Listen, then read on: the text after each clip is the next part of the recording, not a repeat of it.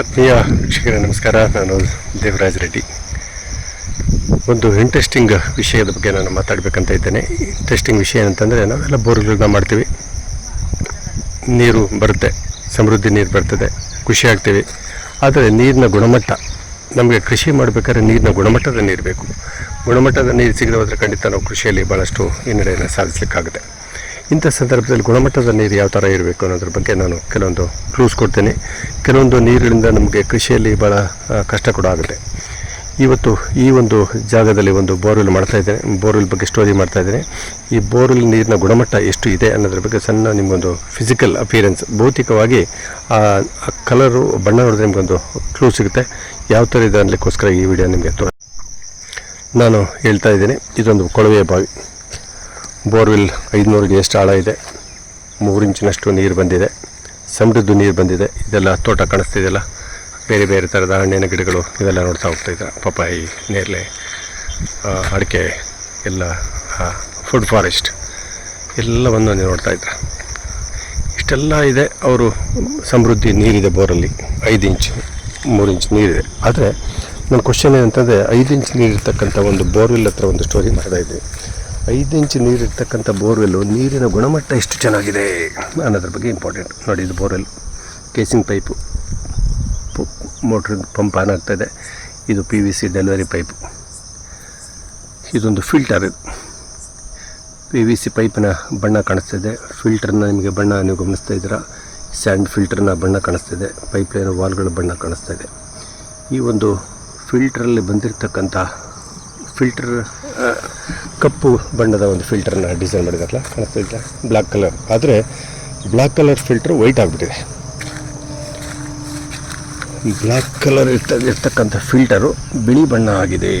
ಏನಿದು ಬಿಳಿ ಬಣ್ಣ ಅಂತ ನಿಮಗೆ ಎಲ್ಲ ಕುತೂಹಲ ಇದ್ದು, ಬಿಳಿ ಬಣ್ಣದ PVC ಪೈಪ್. ಇದು ಬಣ್ಣ ನೀವು ನೋಡ್ತಾ ಇದ್ದೀರಲ್ಲ, ಪೈಪ್. ಇದು ಫಿಲ್ಟರ್. ನೋಡಿ, ಫಿಲ್ಟರ್ನ ಒಳಗೆ ಸ್ಕೇಲಿಂಗ್ ಅಂತ ಇದೆ. ಇಷ್ಟು ಉಪ್ಪಿನ ಅಂಶ ಇದೆ. ನೋಡಿ, ಫಿಲ್ಟರ್ ಕಾಣಿಸ್ತಾ ಇದೆಯಲ್ಲ, ಅಲ್ಲಿ ಒಂದು ಫಿಲ್ಟರ್ ಇದೆ. ಆ ಫಿಲ್ಟರ್ನ ಬಣ್ಣನೂ ಗಮನಿಸ್ಬೋದು ನೀವು. ಎಷ್ಟು ಫಿಲ್ಟ್ರು ಕಪ್ಪು ಬಣ್ಣದ ಫಿಲ್ಟ್ರು ಬಿಳಿ ಪೇಂಟ್ ಹೊಡೆದಿದ್ದಾರೆ ಅನ್ನೋ ಥರ ಕಾಣಿಸ್ತಾ ಇದೆ. ಎಲ್ಲೆಲ್ಲಿ ನೀರು ಲೀಕೇಜ್ ಆಗ್ತದೆ, ಬೋರಿಂದ ಬರ್ತಕ್ಕಂಥ ನೀರು, ಬೋರ್ಲಿಂದ ಬರ್ತಕ್ಕಂಥ ನೀರು ಎಲ್ಲಿ ಲೀಕೇಜ್ ಆಗುತ್ತೆ ನೋಡಿ. ಇದೆಲ್ಲ ಫಿಲ್ಟರ್ ಲೀಕೇಜ್ ಆಗೋದಲ್ಲಿ ಇದೆಲ್ಲ ಬಿಳಿ ಬಣ್ಣ ಕಾಣಿಸ್ತಿಲ್ಲ. ಎಲ್ಲ ಸ್ಕೇಲಿಂಗ್ ಉಪ್ಪಿನ ಅಂಶ. ಎಷ್ಟು ಉಪ್ಪಿನ ಅಂಶ ಇದೆ ಅಂತ ಹೇಳಲಿಕ್ಕೆ, ಗೆಸ್ ಮಾಡಲಿಕ್ಕೆ ಸಾಧ್ಯನಿಲ್ಲ. ಇಷ್ಟು ಅವ್ರ ಕಾಂಕ್ರೀಟ್ ಬೆಡ್ ಸಹ ಬಿಳಿ ಆಗ್ತಾಯಿದೆ. ಇದೆಲ್ಲ ವಾಲ್ಗಳು ಸಹ ಎಲ್ಲ ಬಿಳಿ ಆಗ್ತಾಯಿದೆ. ನೋಡಿ, ಇದೊಂದು ವಾಲ್, ಏರ್ ವೆಂಟ್. ಇದು ಸಹ ನಿಮಗೆ ಸ್ಕೇಲಿಂಗ್ ಆಗೋದು ಒಂದೊಳ್ಳೆ ಮೆಟಲ್ ಪೈಪ್ ಥರ ಕಾಣಿಸ್ತಾ ಇದೆ. ಇಷ್ಟು ಅಗಾಧ ಪ್ರಮಾಣದ ಬೋರ್ವೆಲ್ನಲ್ಲಿ ಉಪ್ಪಿನ ಅಂಶ ಇದ್ದರೆ, ಲವಣಾಂಶಗಳು ಮಿತಿ ಮೀರಿದರೆ ನಮಗೇನು ಆಗುತ್ತೆ ಸಮಸ್ಯೆ ಅನ್ನಲಿಕ್ಕೋಸ್ಕರವಾಗಿ ಈ ವಿಡಿಯೋನ ನಿಮಗೆ ಮಾಡಿ ತೋರಿಸ್ಬೇಕಂತ ಈ ವಿಡಿಯೋ ಮಾಡ್ತಾಯಿದ್ದೀನಿ. ಇಷ್ಟು ಗುಣಮಟ್ಟದ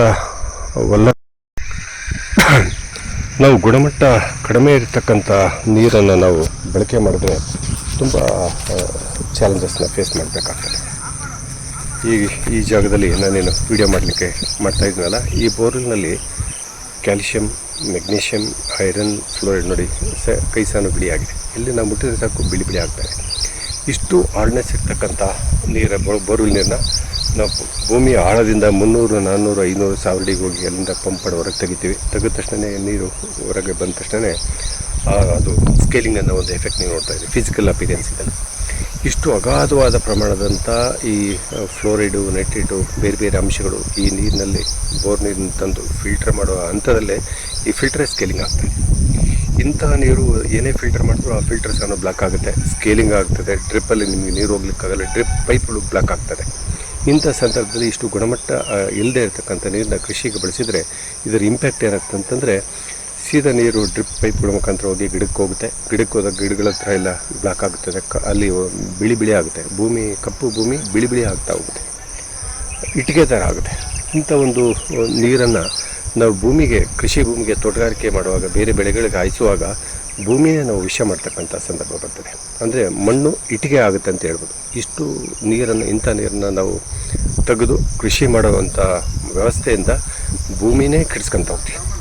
ಹೇಳ್ಬೋದು. ಕೆಲವೊಂದು ಕಡೆ ಕುಂದಗೋಳಾಗಿರ್ಬೋದು, ಮುಂಡರ್ಗೆ ಆಗ್ಬೋದು, ಸುಮಾರು ಪ್ರದೇಶಗಳಲ್ಲಿ, ಉತ್ತರ ಕರ್ನಾಟಕದ ಪ್ರದೇಶಗಳಲ್ಲಿ ಮತ್ತು ನಮ್ಮ ಅಗರಿಬೊಮ್ಮನಹಳ್ಳಿ, ಚಿತ್ರದುರ್ಗ, ಬೇರೆ ಬೇರೆ ಪ್ರಾಂತ್ಯಗಳಲ್ಲಿ, ಮಧುಗಿರಿ ಇಂಥ ಒಂದು ಪ್ರಾಂತ್ಯಗಳಲ್ಲಿ ಒಳ್ಳೆಯ ಭೂಮಿಯನ್ನು ನಾವು ಕೆಡಿಸ್ಕೊತಾ ಇದ್ದೀವಿ. ಕಾರಣ ಶುದ್ಧ ಇಲ್ಲದೆ ಇರ್ತಕ್ಕಂಥ ನೀರು ನಮಗೆ ಕೃಷಿಗೆ ಹಾನಿಗೆ ಆಗ್ತಕ್ಕಂಥ ಒಂದು ಸಂದರ್ಭದಿಂದ ದಯಮಾಡಿ ನೀವು ಇಷ್ಟು ಬೋರ್ವೆಲ್ ನೀರು ಸರಿಯಿಲ್ಲ, ಇಷ್ಟು ಹಾರ್ಡ್ನೆಸ್ ಇದೆ, ಕೃಷಿಗೆ ಯೋಗ್ಯವಲ್ಲ, pH ಫಿಸಿಕಲ್ ಹೈಡ್ರೋಜನ್ ಬದಲಾವಣೆ, ECL ಬದಲಾವಣೆ ಇದ್ದರೆ ಈ ನೀರನ್ನು ಕೃಷಿ ಮಾಡಲೇಬಾರ್ದು.